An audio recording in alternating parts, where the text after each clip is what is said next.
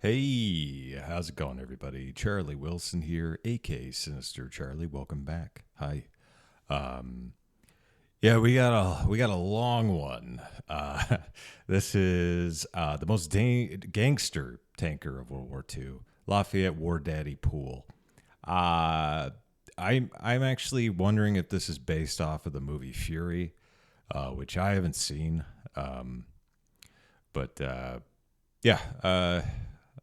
Let's get into it. This is the longest one I've done, I think. So strap in. I got my purple popsicle C4, which is really good, by the way. It tastes like purple. Let's go.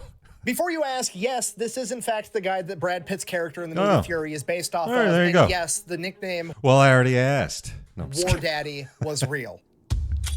What? Today we're talking about the most gangster tank commander in American history, I didn't know the male cat came in a tank top. Lafayette Green Pool, his incredible crew, and their infamous M4A176W Sherman tank, known by its moniker painted across the side, In the Mood. This video is brought to you by War Thunder, the best and most realistic vehicle combat video game that has ever been made. This game has over 2,500 tanks, planes, helicopters, boats, and ships. Seriously, pretty much every vehicle that's been used in armed conflict from the 1920s until modern times is in this game. My favorite part about this game is the history, Easter eggs, and how realistic it is. For example, since we're talking about Lafayette Green Pool, we can actually go in, pick his exact tank, the M4A176, and then we can customize it to put in the mood on the side of it, just like he had on his tank. And then you can hop over to X-ray mode and see how much work they actually put into this game, making X-ray versions of every single vehicle, showing... I've played, what is it, World of Warships. I don't know if this is related, but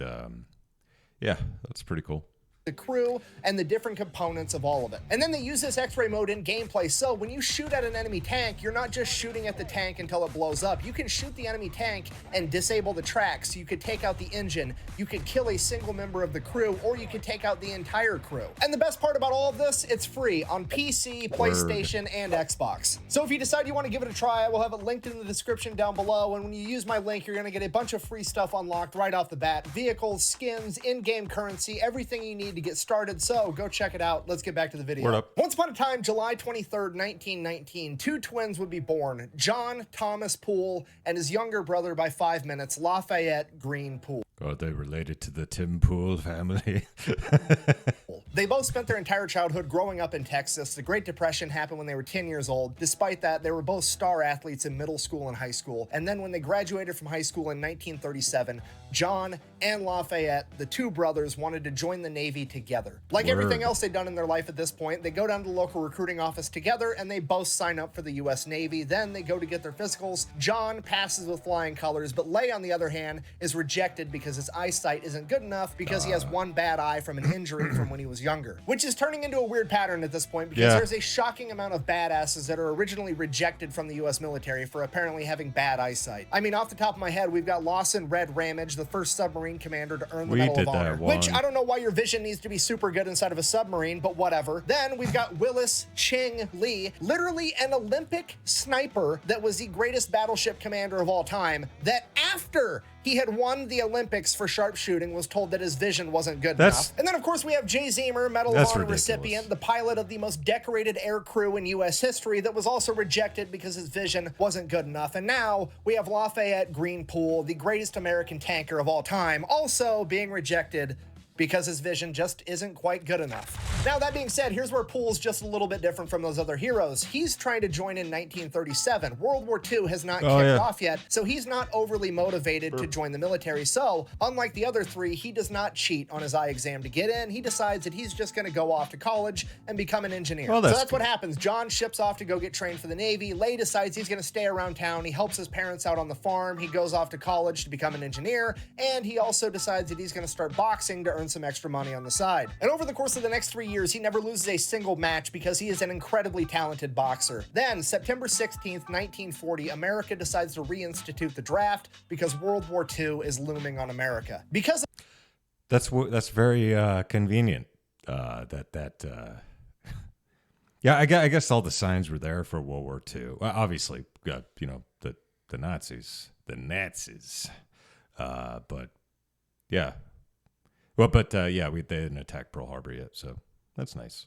Because of this, Lay decides that he's going to try to join the military again, but he's concerned that the Navy still has records of him failing his vision test from a couple of years ago. So instead, this time he goes to an Army recruiter, gets signed up, goes to the physical, and this time he does what all great American heroes do. He cheats on that eye exam and passes. Seriously, the impact that a bunch of dudes cheating on the eye exam to get into the military has had on the world that we live in today is profound. So Poole ships off to training, he excels at everything he does, and then every time he gets leave, he's always going out and taking boxing prize fights to win more money on the side. So he finishes training, gets assigned to the 32nd Armored Regiment, where he rapidly becomes a sergeant and a tank commander, again continuing to box every second he can. As World War II ramps up, the 32nd Armored Regiment's training gets more and more intense as they get put in different climates in different places all over the country. They train in Louisiana, they train in Pennsylvania, and now they're out in the Mojave Desert in California. And at this point, Poole's developed quite a name for himself. Everybody knows who he is. He's a 6'3" boxer that's a very tall man. 41-0. He's never been defeated, and he is one of the best, if not... Yeah, and for back then, too, 6'3", back in the 40s. The best tank commander that they have. And because of this, he gets a little bit of sway with how things go. So he actually goes out and starts picking his own tank crew, and he picks the best of the best. In the driver's seat, he's got 24-year-old Private First Class Wilbert Richards, aka Baby, a nickname that he got when the crew was out for dinner one night at a diner, and the waitress looked at him and said, "I didn't think they let babies drive." Despite having a baby face, Poole said that he was the best tank driver in all of World War II. He was so good that he could parallel park a Sherman tank in the middle of downtown New York during rush hour traffic. In the gunner's seat, we have Willis Ollier, aka Groundhog, a nickname that he got in the Mojave Desert because he constantly wore his goggles and had dirt rings from the goggles around his eyes at all times. He is the oldest man in the crew at 28 years old. He was a factory worker at an ammunition plant. He was exempt from the draft, but he wanted to go to war anyway. So much so that he had to go to the government to get permission to quit his job so that he could be in that tank. At loader, we've got 21-year-old Delbert Boggs, aka Jailbird, a nickname that he got because he was allegedly there because the judge gave him the option of go to war or go to jail. You know, that's a kind of, like, you hear that a lot. Obviously, it doesn't happen anymore. I would assume it's happened since that story keeps being brought up that, like, oh, you join the military or go to jail. I don't know if anybody in the YouTube world out there, the comments, if you've been, if the judge gave you the option, let me know if you're old enough for that. Standing at only 5'6", 120 pounds, Jailbird had probably the most physical. Honestly, we might start doing that more soon, considering that the recruitment is down, and they just said they're gonna cut 20,000 people. So, you know, maybe. Demanding job in the entire tank crew. Despite his stature, he was able to load that gun faster than Poole could say fire. And then an assistant driver and bow gunner, we have Arthur Reed, who has not quite earned a nickname yet. The crew then decided that their fearless leader needed a nickname too. Poole was already becoming a legend. He was an undefeated boxer. He was one of the best tank commanders America had, and he made sure that everybody in his crew was squared away and taken care of at all times. He took complete responsibility for them. He was just like their dad, and for that reason, they gave him one of the coolest nicknames ever, and the same Fury? one from the movie Fury. Yeah. Okay. War Daddy. Oh, never mind. I thought his name was Fury. Go fuck yourself, War Daddy. Cost too high. Unlike the movie, however, Poole did not decide to name his tank Fury. He gave it a nickname that is 1,000 times cooler, and Hollywood decided to change for no good reason because they named their tank In the Mood. When asked what that meant later, Lafayette simply said, "That's just how I felt at the time. In the mood. I was in the mood." So we've got the crew, we've got the tank, everybody has a cool nickname. It's time to get ready for war. They start training together super hard. They become one cohesive unit. At this point, Poole, who's still... Yeah, I never got a good nickname when I was in the military.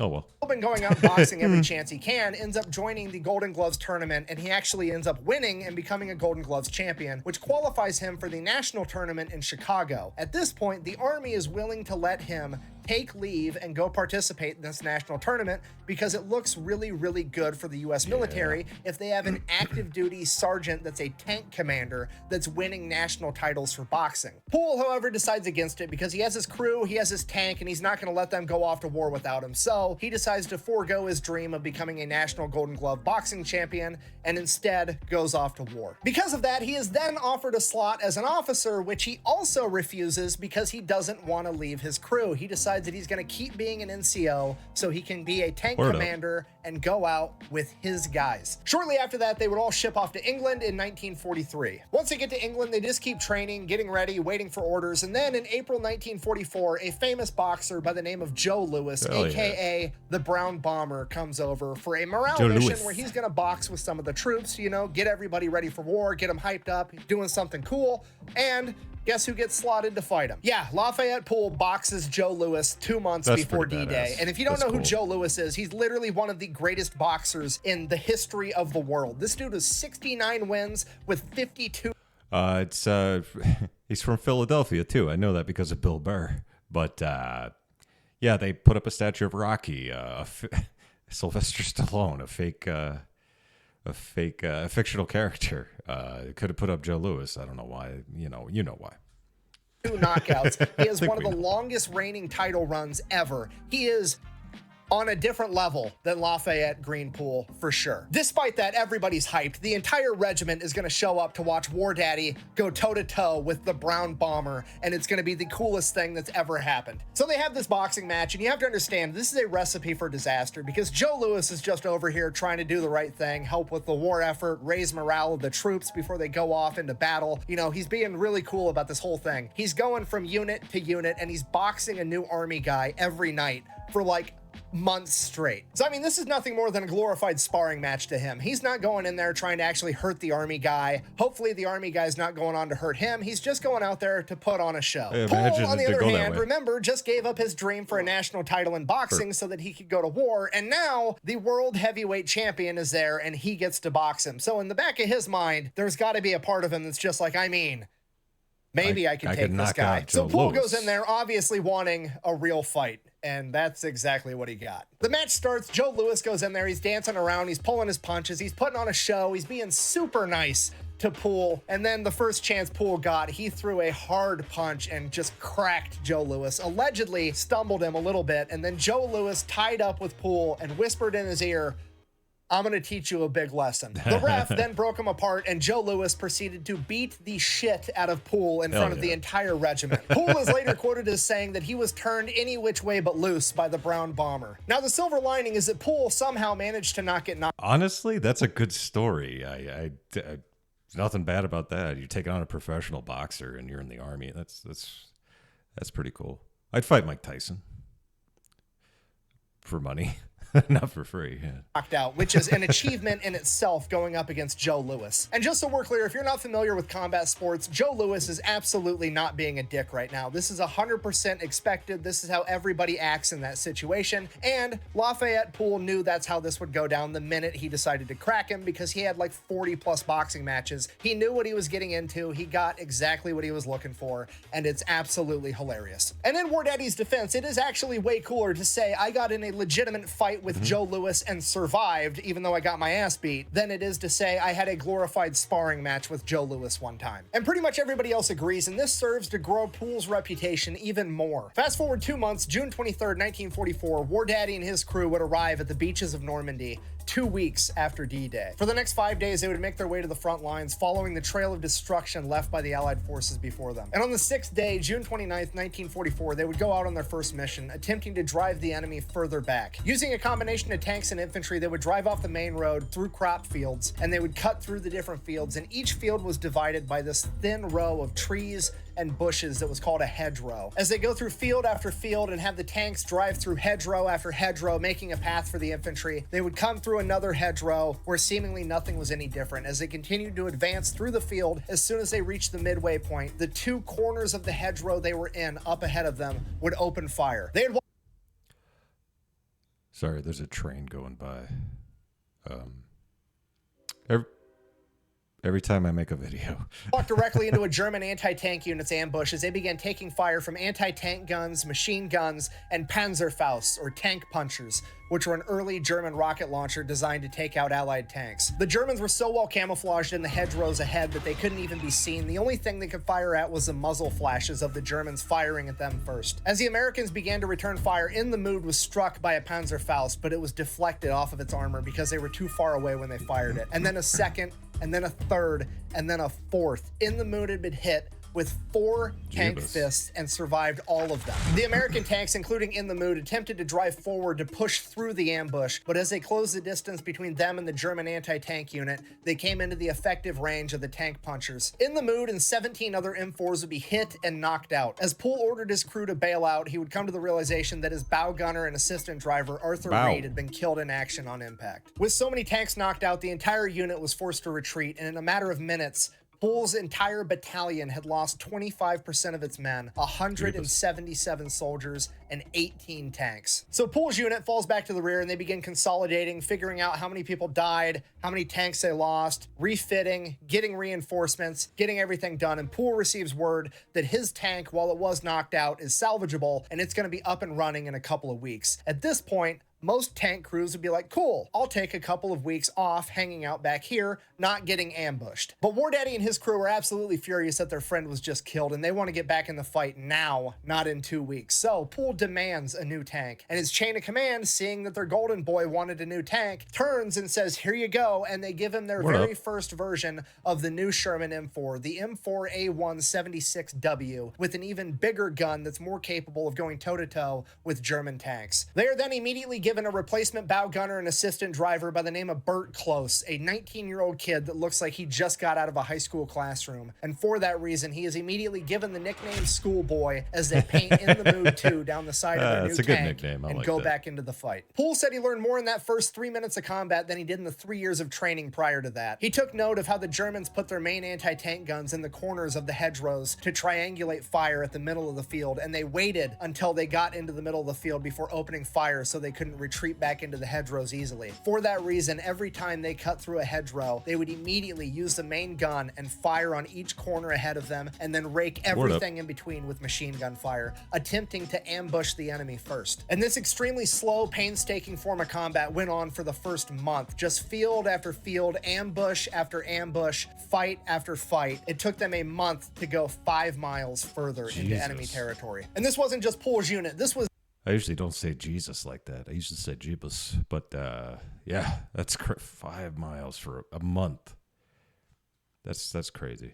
The entire military fighting tooth and nail for every inch of land that they got. Because of this, General Omar Bradley decided to launch Operation Cobra on July 25th. The plan was to bomb the enemy first and then bomb the enemy again and again, and then roll in with tanks and take care of whatever's left. On July 26, 1944, Operation Cobra will reach its apex when 3,300 Allied bombers dropped 14,000 tons of bombs in the span of 3 hours. Wow. Just for the record, so we're all clear, 14,000 tons is over 30 million pounds in 3 hours. With all the bombings breaking down the enemy line, the combat pace really picked up as In the Mood started traveling miles a day instead of miles a month. During that time, In the Mood 2 would come toe-to-toe with its first German Panther tank, and it would take it out in a single shot with its new and improved 76mm cannon. From that moment on, War Daddy, his crew, and In the Mood 2 led point on pretty much every single mission his unit ran, and he was driving the enemy back as fast as humanly possible. In the following days, it became pretty apparent to pretty much everybody that War Daddy and In the Mood 2 were in fact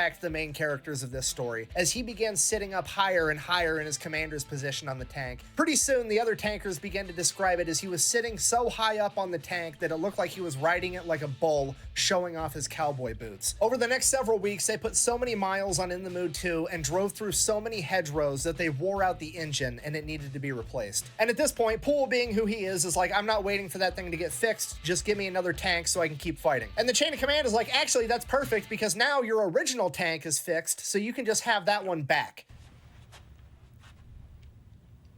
No, God! Poole immediately is like, no, absolutely not. It's older, it's slower, the gun is smaller, and most importantly, my friend died in the assistant driver's seat, and I don't want to... yeah, I would imagine you wouldn't want to sit in the same vehicle that your friend died in. Gonna be, I wouldn't. look at that for the rest of this war. I'm not taking that tank. He was then given a direct order to take the tank, to which he's like, okay, fine. I'm He gonna then break it. orders the rest of his crew to go over to In the Mood 2 and observe it getting fixed by the mechanics and having a new motor put in it, which is weird because they're not getting that tank back anyways, so why They're going to break it. I would break it. I would just like, I don't know, it blew up. on earth is he doing that? In reality, he just wanted to make sure that his crew was somewhere so they couldn't get blamed with what he's about to do. So he goes over by himself, picks up his new tank, and then proceeds to immediately drive it directly into a lake. I mean, technically, we don't know that for sure. The only official documentation as to what happened to this tank is from the maintenance crew, and it says, and I quote, "The vehicle was believed to have been driven into a lake." And at this point, the chain of command is just like, okay, well, I mean, let's hold on. This is the golden boy. I don't want to get rid of him. Hear me out. He did just save a tank the other day that we were going to lose. He ran in front of a bunch of machine gun fire and got that tank back. So now that he threw this tank away, it's basically a net zero. I think we should just let it slide. Go ahead, give him a new M4A176W again, and we'll get him back on the front lines. And that's it. That's the whole story. They give him a new tank, and he goes back to fighting. Okay, do you understand how incredibly gangster that is? This is an entire another level of plot armor, that's what I would have Going done. toe-to-toe with the enemy and, like, doing some crazy stuff and surviving, that's one level. Going toe-to-toe with Uncle Sam about his money is a completely another level of plot armor that most people can't even fathom. For example, when you go to get out of the military, they make you turn in every piece of equipment they ever gave you. Kind of. Let's just say a lot of that stuff that you're about to turn in is going to get dermoed anyway. Let's just say maybe, you know, you felt attached to some of it and you threw it out. And then you kind of just went and picked it up later. Ever. Okay, they're going to pull out a sheet of paper that's this long with a list of all of it, and it's going to be the like most the important ridiculous stuff on the planet. Like your sappy plates and stuff. God, I spit a little. Yeah, I spit. Your sappy plates and stuff like that, and your vest and all that. Yeah, they're gonna want that stuff back. But yeah, you could get away with tickets, not taking, strategically. Yeah. Anyway, They're gonna be like, yeah, we gave you a marker tube type in 2003. What the fuck is a marker tube type? Oh, a Sharpie. You gave me a Sharpie in 2003? Okay, I'll just pay for it. How much does the government pay for Sharpies?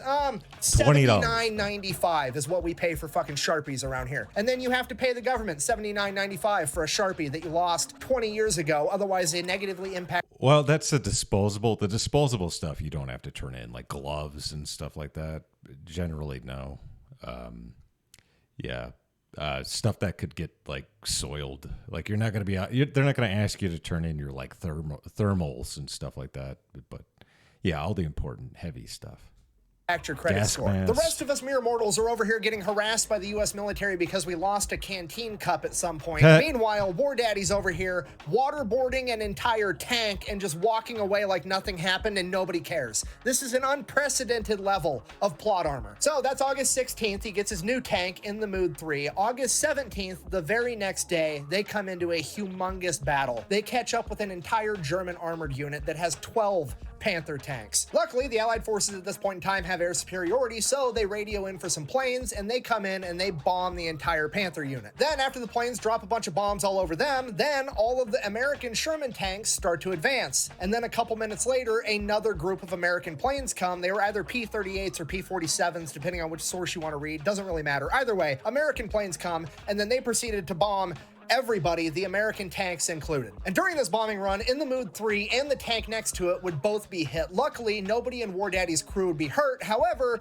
both of the tanks were knocked out. At which point, the battalion commander orders everybody to fall back because things have just went catastrophically wrong. Poole orders his men to all bail out and run back. Baby the driver and Jailbird the loader, both cool, dope. They hop out of the tank, they run back. It is now Poole and Schoolboy left inside this tank. The other tank right next to In the Mood 3 also bails out and they all run off. However, one of those crew members is hurt and they're laying on the ground. War Daddy sees this, hops out of his tank, runs over to try to save this guy, drawing all of the machine Yeah. gun fire from the German Generally side don't wanna on get out of In the your Mood tank. 3. War Daddy ends up making it over to this other tanker and helping to save him. However, Burt Close, Schoolboy, is now pinned down underneath In the Mood 3, so he just digs in and buries himself underneath the Oh, word tank, up. hoping that he's not hit by enemy machine gun fire or an American plane. So that's all he does. He just lays underneath the tank and kind of buries himself in the Cool. dirt, and he waits, listening to the machine gun fire bounce off his tank as he hears American bombs exploding in the background, and he just waits.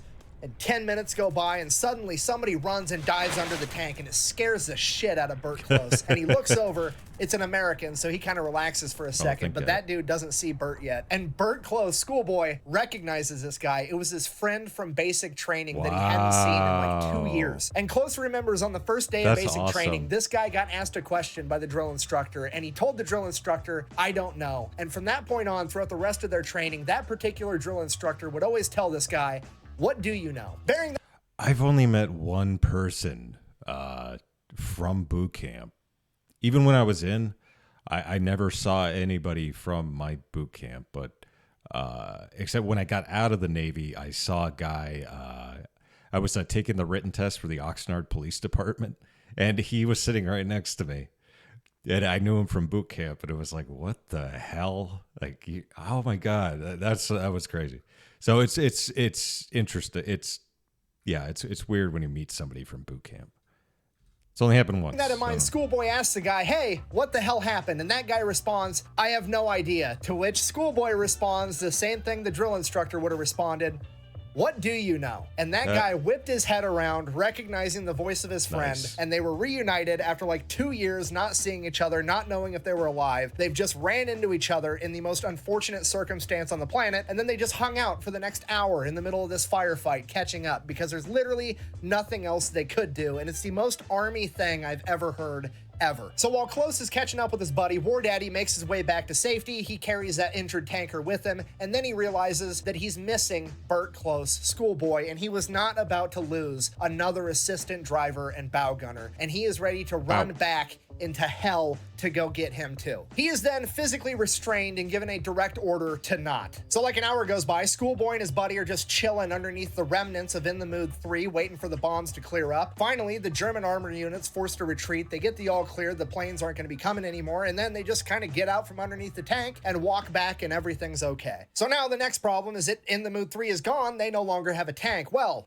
by that time, they had already replaced the motor in the Mood 2, and they were ready to hop back in that. So the next day, August 18th through August 26th, War Daddy and the crew of In the Mood 2 go ham. They spearhead every single mission, driving further and further into enemy territory, wrecking absolutely anybody that gets in their way. Poole and In the Mood 3 are leading the entire 3rd Armored Division deeper and deeper into enemy territory, and during this point of the war, the 3rd Armored Division earns the nickname the Spearhead Division because they are leading the rest of the military into the fight because they are advancing so rapidly. It is literally the largest unhealthcare system in the world being spearheaded by War Daddy and his crew of In the Mood 2. They're pushing so hard, so fast into enemy territory that they start getting direct orders from the battalion commander to slow down and let everybody else catch up. There's accounts of In the Mood 2 taking out entire infantry companies by themselves, 250 men in a single day. And somehow, presumably divine plot armor, despite the fact that they are the first and sometimes the only one into a fight, they go completely untouched every single time. Then, August 27th, they come across a major set of train tracks, at which point they're all like, I got an idea. Let's line the tanks up and wait. And that's what they did. And they waited. And they waited. And like 8 hours later, here comes a German train full of all types of cargo and equipment and tanks and armored vehicles rolling down the tracks. And a bunch of Sherman tanks just open fire, turning the entire thing into a shooting gallery, destroying absolutely everything on this train. At which point, Poole is like, cool. Now that I know which direction the trains are headed, I'm gonna go get the next one. And he takes off heading the opposite direction that the train is gonna be coming. So he's gonna catch this train before anybody else. And sure enough, like an hour later, here comes another train headed in the exact same direction. It is now In the Mood 2 and this train going head to head as In the Mood 2 starts firing 76mm rounds into the engine of the locomotive. After 2 shots, it completely destroys the locomotive engine as the rest of the train glides to a halt. As they pull around and the rest of the train comes into view, there are 4 German Tiger II tanks on this train. They haven't even ran into one of these in combat yet, and there's 4 of them sitting dead on this train, but the Germans are running to get in the tanks to use them as artillery and get the guns aimed at In the Mood 2. And one of those German guns will absolutely destroy In the Mood 2. Probably with a single hit. At this point, Schoolboy starts using his 30 cal machine gun and War Daddy starts using the 50 cal up top to shoot at these German Tiger tanks. Not because it's actually gonna hurt the tanks, but because all the machine gun fire is keeping the Germans from getting inside of them to be able to use them. And while that's going on, Groundhog is opening fire on the tanks with the 76mm over and over, finally being able to break through the Tiger tanks armor, destroying all 4 of the tanks as they continue to destroy everything else on this train. For the next half hour, it is a complete shooting gallery as In the Mood 2 wreaks havoc on this now defenseless train. At some point, the rest of the tanks catch up and they chip into, but the majority of the credit ends up going to In the Mood 2. When the smoke clears, they make sure all the Germans are gone, and then they go in and see what else, if there's any cargo that's salvageable, hoping for, like, I don't know, German chocolate or food, Ooh, so or chocolate. most importantly, booze. Yeah, would you like some German chocolate? It's very nice. They go in and they start looking at all the cargo, and it's an entire train besides the tanks and a couple armored cars that were on there. All the cargo is just like French lingerie and fancy perfumes and a bunch of woman stuff. Basically, they figured the Germans were just loading up trains full of anything they could find of value inside of France and trying to ship it back by rail to Germany to extract as much value as possible as they were being forced to retreat. Now, here's the silver lining. Somebody had the brilliant idea of like, hey, it's not food and it's not beer, but hear me out. The entire 3rd AD is on its way to Belgium right now. And if we show up in Belgium and we give all the ladies there a bunch of French lingerie and perfume, we're gonna be heroes, and then maybe, just maybe, they'll wear it for us. Ipso facto, there's now an entire regiment of M4 Sherman tanks and armored cars full to the brim of fancy French lingerie and perfume headed to Belgium. Now at this point, while everybody else is loading up lingerie and perfume, the chain of command is having a meeting because War Daddy and his tank crew just took out an entire train pretty much by themselves, including 4 German Tiger II tanks. So we need to get them some kind of award. So it becomes clear to the chain of command that these are probably the best tank crew that America has right now. And I'm gonna guess they're not gonna get the Medal of Honor, but they'll get like a Distinguished Service Cross or something like that. I'm gonna guess it would do a better job of serving the country if they were sent back home. Oh, never mind. And sent on tour where they could tell their story and help sell war bonds. And honestly, they've earned it at this point. So the chain of command then orders Poole to fall all the way back to the very rear and let everybody else handle everything from here on out. Fast forward 2 hours later, whoever's spearheading the formation now comes up to this bridge, and this bridge is the only way across this river, and it's being guarded by 3 German Panthers, and leadership has no idea how to cross this bridge. So leadership has another meeting, and they're like, fuck, I guess let's get War Daddy back up here. We need the main character. Bring him up. So All tanks, War Daddy. Looks like I'm in. Poole gets the order. He pulls out of the formation, drives to the very front. Again, he's been gone for a whole 2 hours. He gets to the front, gets briefed on what's going on. He evaluates the situation. He looks off in the distance. There's this big hill on their side of the river. So he's like, okay, you guys stay here. I'm gonna go handle this. So they drive up to the top of this hill. He now has a good view of the rest of the river, and he can actually make out one of the German Panther tanks. He can't see the other 2. He doesn't know how many are there. He just knows they're there. They're so well camouflaged, but he can see one of them. So he takes aim and he gets them ready, and he's like, we're just gonna rapid fire this entire thing. He opens fire, and as soon as he fires, there's another round in by Jailbird, and they fire again and again and again, and they take out this first Panther tank, and they do it so fast and they fire so many times that all the other tanks think that they're getting ambushed, and they start retreating. There was only 2 tanks there. He sees them once they start moving, but those tanks take off thinking that there's way more tanks than just one attacking them. Meanwhile, Poole's entire unit's kind of just sitting there like listening, hearing tank fire in the background, wondering what's happening. A few minutes later, Poole comes driving by again and just drives right across the bridge. So everybody else is like, okay, and then they follow him, and then problem solved. War Daddy saved the day yet again. At this point, Poole's probably thinking to himself, like, okay, this is the point where I'm supposed to stop, get orders. They're probably going to send me to the back of the formation again, and he's like, but I don't want that, because off in the distance, a couple miles ahead, he sees a German town, and he knows that that town is probably full of all types of important German supplies, because a second ago, they had 3 German Panther tanks trained on a single choke point. It was a pretty safe place to be, and he knows that if he can get there in a hurry, he can probably take out a bunch of more enemy objectives, so he just hauls hauls ass straight into this town, right down Main Street, and sure enough, there's 4 German ammo trucks full of German war supplies, and he takes out all 4 of them by himself as the rest of the unit is desperately trying to keep up. After a while, some of the other tanks finally catch up to Poole, but Poole keeps leading them deeper and further into enemy-held territory, and at dusk that night, they'd be ambushed by more Panther tanks. And that ambush started by one of the Panther tanks shooting directly at In the Mood 2. Luckily, it was a glancing blow, and everybody was okay. In the Mood turns, returns fire, and scores a direct hit. I had a glancing blow joke, but I won't. I will not.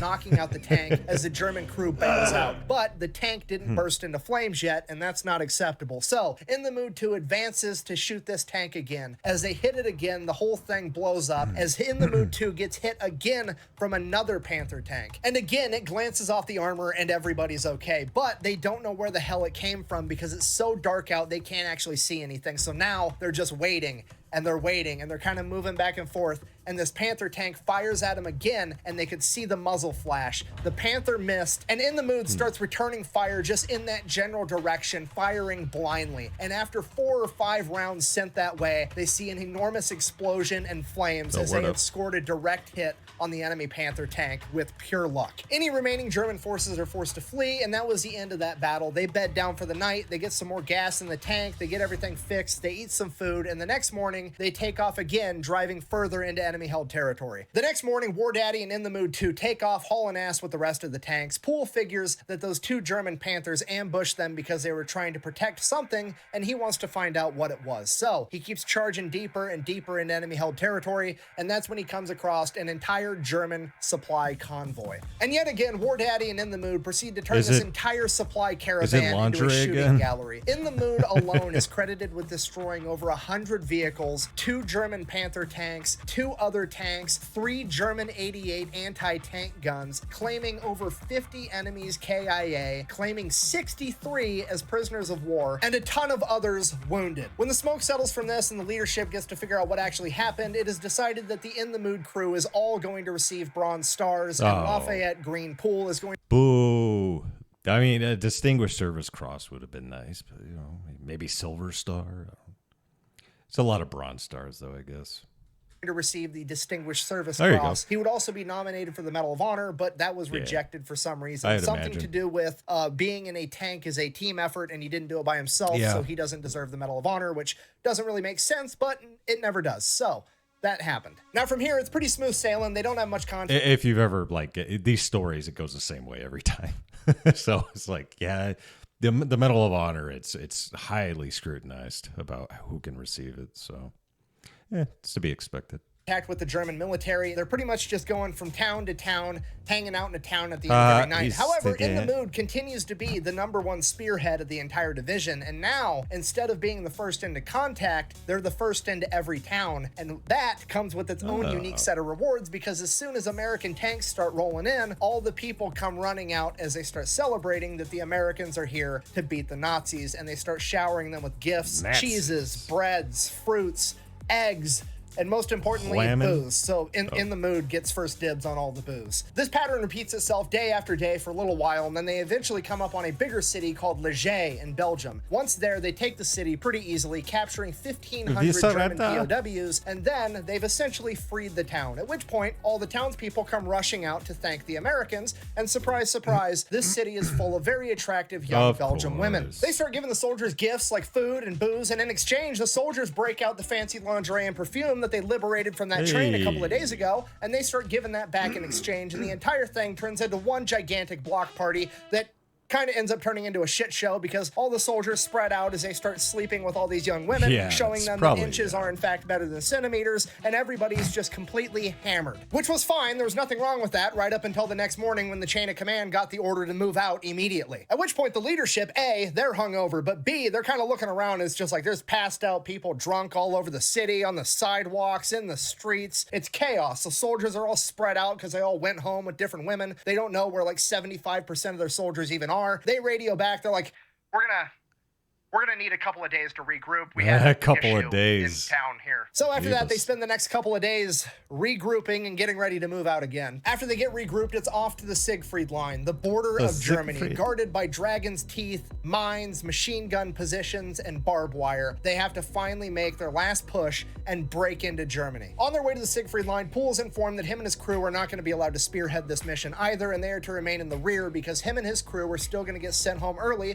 so that they can sell war bonds and be heroes. Poole is also informed that they are going to be taking away his loader. Del Boggs, Jailbird, is going to be sent all the way to the rear where he is going to have to undergo a vision and hearing exam for the next 2 weeks, Oh. pretty much the entire duration of the rest of their time in theater before they get sent back home. And the actual reason for this was because his brother had passed away in combat 2 weeks prior, and he was the last remaining son in his family. And the commander did not That's want to not have to good. tell that man's family that he died in combat 2 weeks before he was supposed to come home. So he was going to be sent all the way to the rear where he was going to stay until he could get sent back to America. Bearing all this in mind, Poole agrees, and he is going to remain in the rear of the formation, and he's not going to be doing anything crazy. He is then assigned a brand new, fresh out of basic training, Private First Class Kenneth King to be the replacement loader for Jailbird, the best M4 loader in all of World War II. Somehow a German tank snuck past the American line and managed to ambush Poole's section, and the first tank they managed to shoot was in the mood. Poole immediately orders his crew to return fire, which they do, but the shell wasn't effective against the Panther, as he orders them to fire again, but Private First Class Kenneth King wasn't able to reload at the same boy. pace that Jailbird was before him. This So isn't gonna Poole end well, orders is Baby to throw it in reverse as he tries to get this kid more time to reload the gun. He ends up jamming the gun as the Panther fires another shell at In the Mood, and it punches through In the Mood and hits Private First Class Kenneth King directly in the head, killing him instantly. As Poole and Groundhog are both ejected from the tank, severely wounded, and the tank is still being thrown in reverse, being manned by nobody except for Baby and Schoolboy. Driving blind, they just continue to travel in reverse as another Panther shell hits In the Mood but glances off. After about 30 yards, they end up hitting a ditch and rolling the entire tank. While that's going on, Poole, who'd been ejected from the tank moments earlier, looks down to see that one of his legs has been completely shredded by the Oh, shrapnel. boy. As he reaches into his pocket, pulls out a morphine syringe, basically a single one-time use dose of morphine, injects himself before pulling out his pocket knife and attempting to remove what's left of his leg. The Damn. nearby American tanks engage the German Panther, destroying it as a neighboring tank commander I think maybe a tourniquet would be okay. Maybe. Like, oh God, how do you do that? Yeah. runs to Poole's aid. As Poole is yelling at him to go help the people in the tank, he doesn't. He runs up to Poole, injects him with I would assume he put on the tourniquet first and then tried to cut off his leg, I hope. another morphine syringe before calling medics to aid him. When the medics show up, they inject him with yet another morphine syringe, and Poole loses consciousness. The rest of the In the Mood crew survives, and they end up ultimately getting reassigned to different tank crews where they remain for the rest of World War II. Poole, on the other hand, has to have his right leg amputated 8 inches above the knee, and he is sent back home, where he spends the next 22 months in the hospital battling different infections, rehabbing, and getting fitted for a prosthetic. By the time he's released from the hospital, it is 1946 and World War II is over, and he is then immediately discharged from the United States military because he now no longer has a leg. Lafayette Green Poole, aka War Daddy, and his tank crew of In the Mood were in combat together for 81 days in World War II. That's it? And in that 81 days, Wow. they are credited with taking out That's 1,000 German soldiers, capturing 250 more, destroying 275 armored vehicles, and 12 German tanks. For this, Poole had been nominated for the Medal of Honor twice. The first time, the paperwork had apparently been lost, and the second time, he was just flat out rejected. He was, however, awarded the Distinguished Service Cross, the Legion of Merit, a Purple Heart, the French Croix de Guerre, and the Belgian Fourrière. After being released from the military, he went back home to Texas, where him and his wife started having kids, and he worked as a mechanic at a gas station for a number of years. And then, after a few years, the United States military came out with a special program where they would let people rejoin the military if they had special or desired talents, regardless cool. of their physical disabilities, and Poole fit that bill. He was brought back into the military to serve as an advisor and to help train the next generation of tankers. He would do that from 1948 until retiring in 1960 as a warrant officer 4. He then decides that his next life adventure is going to be a preacher, which he does for a number of years, which honestly makes sense because the dude is super good at putting people in touch with God. So So he does that for a little while, and then he gets bored with that, and he decides that he wants to give back and help the community. So he decides that he's going to be a teacher. He goes and he becomes a middle school shop teacher. And on the first day of any kid's shop class, he would always lecture them on the importance of safety and how dangerous power tools can be right before drilling a hole directly into his wooden prosthetic leg. But that's some good old-fashioned woodworking teachering right there. That's what that is, man. That's some good stuff.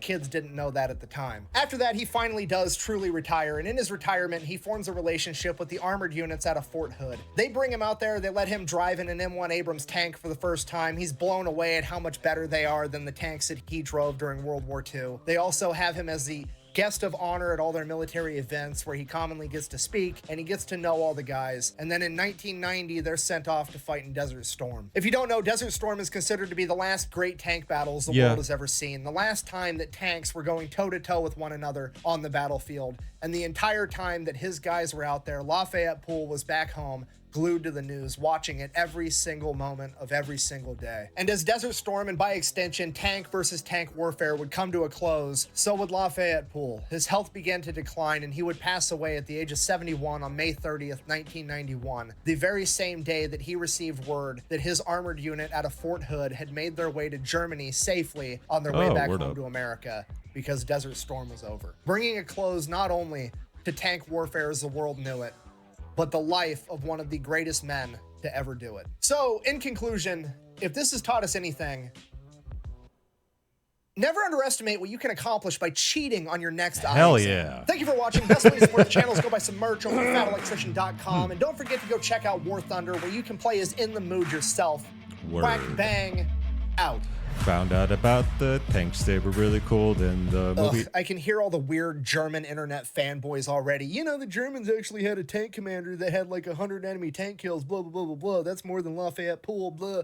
Yeah, you know what? Here's the deal. If you want to be MVP, your team has to win. Secondly, quit simping over the German military. It's weird. Germans don't even do that. Grow up. Okay. Thanks for watching. I wasn't gonna, but don't simp over the German military. That's what he said, so don't do it, I guess. I don't know. Do whatever you want. Okay. That was a good one. I like that one. That's probably like one of my favorite ones so far, man. That was great. Oh, God, that was long, too. Stretchy. Yeah, there you go. I got to watch that movie now. All right. Thank you very much for watching. I really appreciate it. I'm spitting everywhere today. Yeah. Salivating. Thanks for watching. Please like and subscribe down below. Makes me feel real good inside. And I have to pee really bad. That energy drink hit me pretty hard. So yeah. And if you got any suggestions for any videos, doesn't have to be Fat Electrician, could be anything. Just put it down in the comments and I will get to it eventually. So thank you very much and bye.